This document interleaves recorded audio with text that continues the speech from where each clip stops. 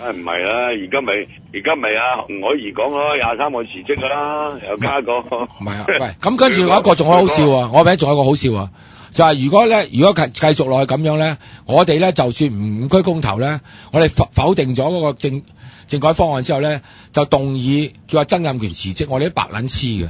如果你5區總辭之後，你就話動議叫佢總辭啫，你有民意基礎啊嘛。你攞尾又唔做全民公投，咁你得23票，你就話代表人哋啊？屌你咩？所以佢話要曾蔭權辭職，就一定要實行5區公投噶嘛？係咪有病啊？班友？所以話講說話完全係唔撚顧身份，唔撚顧邏輯㗎，係咪先啊？主要目的就係要將我哋呢個搞掂咗啫嘛。咪撚係咯，哥喂。咁你如果你真係要曾蔭權冇運行，你梗係一定要做5區公投啦。而家就講佢。咪呢幾日咪大家講佢嗰個咯，就係我個。唔係我冇所謂啊，都唔係，就好簡單。佢哋中意點就點，但係老實講，做人嘅嘢，人在做天在看，係有白紙黑字嘅記錄㗎，哥。佢冇撚玩喺度，係咪先？冇㗎，佢而家咁係自毀城牆嘅啫。你作為一個民主黨嘅主席，係嘛？即係民主派。唔係啊，仁哥本身我覺得冇乜點喎。佢屌你，佢突然間做乜撚嘢喺度？佢發撚咗傻啊！我哋係針對件事啫，我哋唔講個人嘅。唔係喂，仁哥冇乜點啊？喂，大佬，佢講嗰啲嘢完全都唔臭米氣嘅。阿哥，你知咩叫唔臭米氣啊？冚家產即係細蚊仔咯，食奶噶嘛，都唔撚使食米嘅。佢呢個係第一就冇可能實現，第二你就係取消咗我哋嗰個5區總辭全民公決嗰個提議啫嘛，等於係。咁呢個客觀上係咁啊！我唔理佢有冇陰謀詭計，客觀上係咁，我就有2個推論。第一個就係你戇居。第二個就係俾人擺上台咯，佢有人建議佢咁做咯。喂，民主黨裏邊有冇共產黨嘅人？我都有懷疑。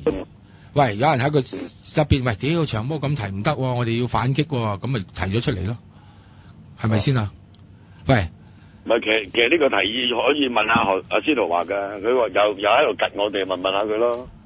司徒老人家我就唔會同佢計較啦，係咪啊？哥佢都唔明情況，又話我哋唔喺飯委會提，阿哥。喺飯委會提，我都提緊咗幾撚多次啦，一次當住陳太面提㗎哥，係咪啊？你嗰時未係立法會議員，陳太係我或者我講完之後啊，陳太你知講乜春啊？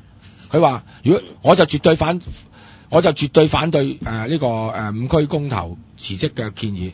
第二，如果再係咁傾落去，我以後考慮唔離開飯委會，係咪先？我就同佢講，我就同大家講，我話我如果再係咁樣開落去。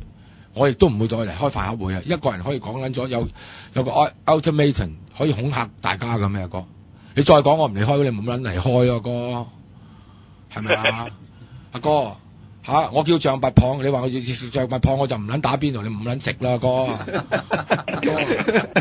嗱，有病啊哥！到呢度為止啦，唉，你唔係今晚就即係唔知象拔蚌啊、咩桂花湯圓啊，全部出晒嚟。哥係咪先？食一飽理由先？係咪佢俾錢先？佢唔撚係俾錢啊嘛？咁大家叫撚咗象拔蚌，佢話我要離職，我找翻自己筆數咪走咯。係，今晚嗱俾你睇瀑布啦嚇，你俾你睇瀑布啊！你唔使驚，我而家好撚興啊！我而家要懟班友。係，真係唔好意思啊，因為我今晚有位嘉賓上嚟咧，就講講即係嗰個即係社工啊，即係被和諧嗰個問題。咁我哋休息間再翻嚟啊！